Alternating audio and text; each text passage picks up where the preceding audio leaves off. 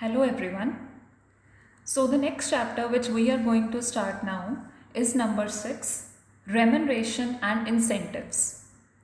अब हमने जो इससे प्रीवियस चैप्टर किया था उसमें हमने लेबर की कॉस्ट को कैसे कैलकुलेट करते हैं वो सीखा था, जिसमें हमने ये देखा था कि हम किसी भी लेबर को मतलब वर्कर को हम बेसिक सैलरी पे करते हैं, देन कुछ बेनिफिट्स होते हैं जैसे फ्रिंज बेनिफिट्स हो गया या कुछ अलाउंसेस पे किए जाते हैं और उनके अलावा कुछ डिडक्शंस होती हैं on the basis of leaves taken by the worker. अब इस चैप्टर में हमने क्या करना है, हमने ये डिसाइड करना है कि हम ऐसा कौन सा वेज स्ट्रक्चर फॉलो करें। हम मतलब कौन? कंपनी। कि कंपनी ऐसा कौन सा वेज स्ट्रक्चर फॉलो करे जिससे वो अपनी और अपने एम्प्लॉयज़ की दोनों की डिमांड्स को सेटिस्फाई कर पाए। अब दोनों की डिमांड्स क्या हो सकती हैं?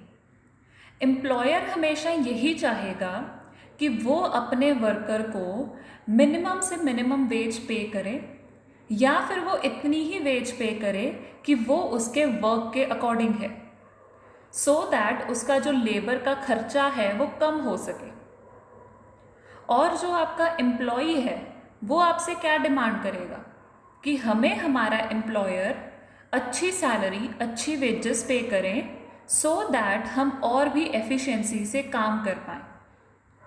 अब अगर आप अपने एम्प्लॉयज़ की डिमांड को पूरा नहीं करते हो तो उस केस में आपके जो वर्कर्स हैं वो छोड़कर किसी और फर्म्स में कंसर्न्स में जाना शुरू कर देंगे, जिससे क्या होगा, आपका लेबर टर्नओवर इंक्रीज़ हो जाएगा। लेबर टर्नओवर के इंक्रीज़ होने से हमें बहुत बड़ा लॉस होता है, क्योंकि हमने फिर से अब वो सारी की सारी एम्प्लॉयमेंट को दोबारा कंडक्ट करना पड़ता है, तो वो हमारे लिए लॉस हो गया। तो हमें एक ऐसा वेज स्ट्रक्चर चाहिए, we need to decide such type of wage rate system which is satisfying to the needs of both employer and employees. दोनों की नीड को सेटिस्फाई करे, मतलब वो ज़्यादा भी कॉस्टली ना हो और एम्प्लॉई को भी वो सेटिस्फैक्ट्री लगे और वो उस वेज पर खुश होकर आगे और प्रोडक्टिविटी के साथ काम करे। अब जब भी हमने इस चैप्टर में रेम्यूनरेशन एंड इंसेंटिव्स को पढ़ना है, हमारे पास दो टर्म्स हैं। सबसे पहले है रेम्यूनरेशन और सेकंड है इंसेंटिव्स। अब रेम्यूनरेशन का मतलब होता है हम किसी भी वर्कर को उसके काम के बदले में जो वेजेस पे कर रहे हैं, means the amount which is paid to the worker for the work done by him.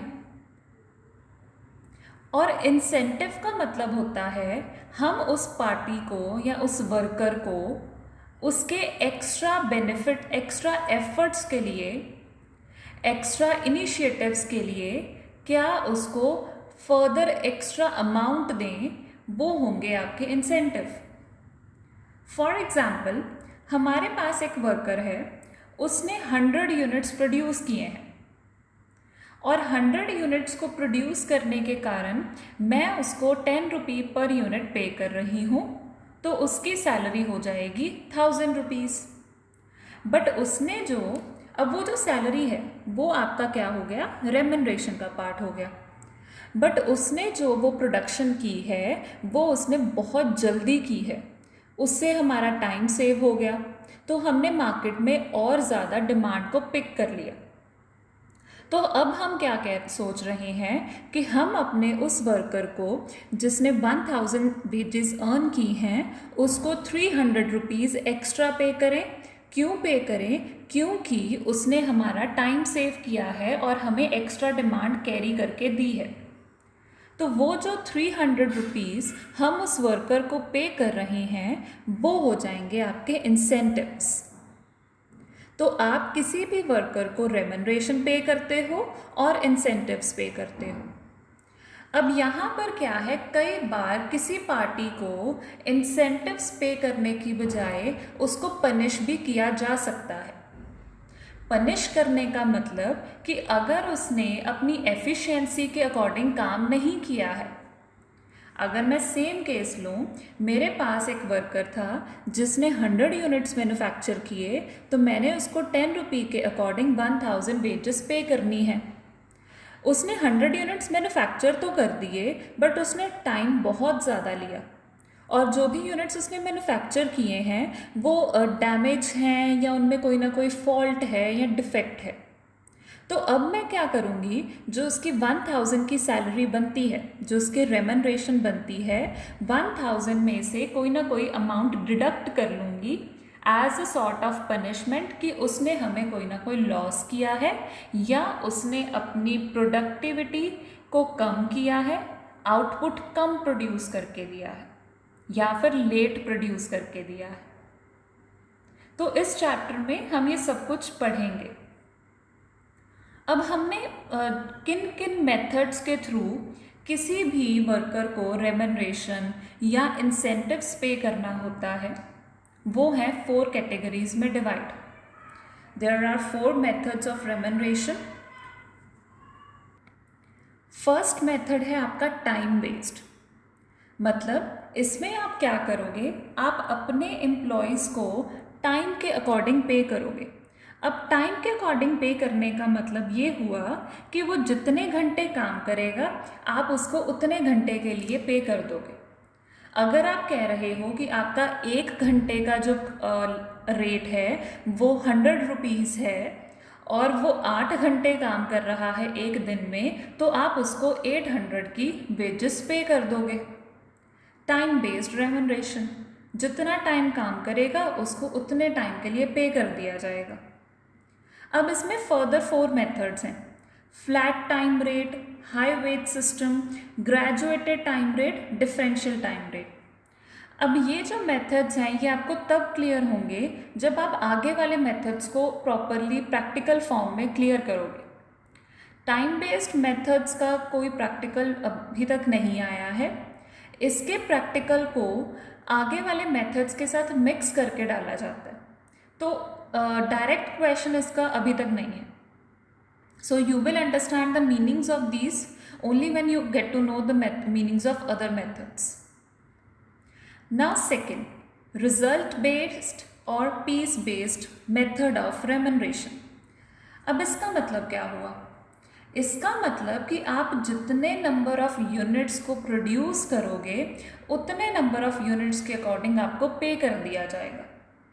अगर एक वर्कर 100 यूनिट्स प्रोड्यूस कर रहा है तो उसको 100 रुपये के उसको 100 यूनिट्स के अकॉर्डिंग पे कर देंगे। अगर आपका कोई वर्कर 150 यूनिट्स प्रोड्यूस कर रहा है तो उसको 150 के अकॉर्डिंग पे कर देंगे। मतलब जो जितना प्रोड्यूस कर रहा है उसको उसके अकॉर्डिंग पे कर दिया जाएगा। अब इसके अंदर जो भी आपके 3 मेथड्स हैं, straight piece rate, Taylor's differential piece rate method, then आपका Merrick's multiple piece rate method, ये तीनों प्रैक्टिकल के लिए बहुत इंपॉर्टेंट है और नॉर्मली आपको प्रैक्टिकल इसी मेथड से ही आएगा। हम अपनी नेक्स्ट वीडियो में स्टार्ट करेंगे इनके प्रैक्टिकल्स, तो आपको क्लियरली समझ आ जाएगा कि इनमें डिफरेंस क्या है। अब इनमें अगर सबसे ईजीएस्ट माना जाए तो वो आपका होता है स्ट्रेट पीस रेट, मतलब एक ने 100 यूनिट्स प्रोड्यूस किए तो उसको उसके अकॉर्डिंग पे कर दो, एक ने 140 प्रोड्यूस किए तो उसको उसके अकॉर्डिंग पे कर दो। बाकी वाले जो दोनों मेथड्स हैं वो आपकी आउटपुट के ऊपर डिपेंड करते हैं कि आपने कितनी जल्दी प्रोड्यूस किए हैं या आपने कितनी लेट प्रोड्यूस किए हैं। तो फिर हाई एफिशिएंसी वर्कर को एक्स्ट्रा बेनिफिट दिया जाता है और लो एफिशिएंसी वर्कर को पनिश किया जाता है।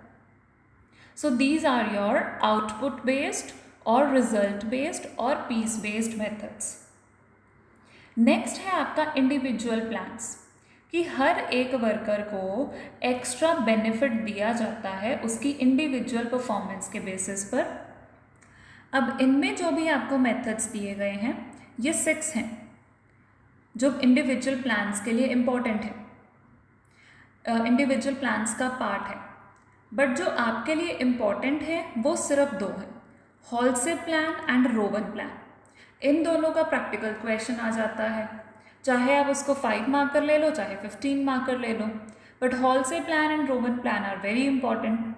So we will do the practical questions of this chapter in later on videos of these methods.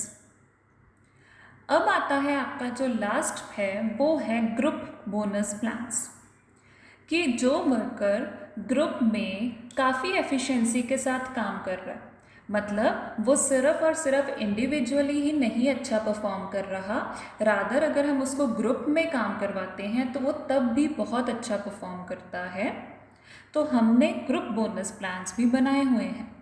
तो उसके अकॉर्डिंग उसको एक्स्ट्रा पे किया जाता है अगर वो एफिशिएंसी के साथ ग्रुप में कोऑर्डिनेट करता है। अब इसके भी जो भी प्लान्स हैं अगेन थ्योरेटिकल बेस्ड हैं, प्रैक्टिकल नहीं है। अगर यहाँ पर ओवरऑल देखा जाए तो हमने प्रैक्टिकल के लिए जो जो मेथड्स करने हैं, first, second, third, fourth and fifth, ये 5 में से आपको श्योर शॉर्ट क्वेश्चन आएगा ही आएगा in your practical, in your question paper. So in the next video I will discuss about the result based और the piece based method. हम इस method से स्टार्ट करेंगे और इनका प्रैक्टिकल देखेंगे कि किस तरह का आता है, क्योंकि जो आपका स्ट्रेट पीस रेट और टेलर डिफरेंशियल मेथड का क्वेश्चन आता है वो नॉर्मली रिपीट होता है, एक स्टैंडर्ड पैटर्न बना हुआ है क्वेश्चन का और उसी पैटर्न का क्वेश्चन हर बार रिपीट होता है. So we will do that part in a very careful manner. Thank you.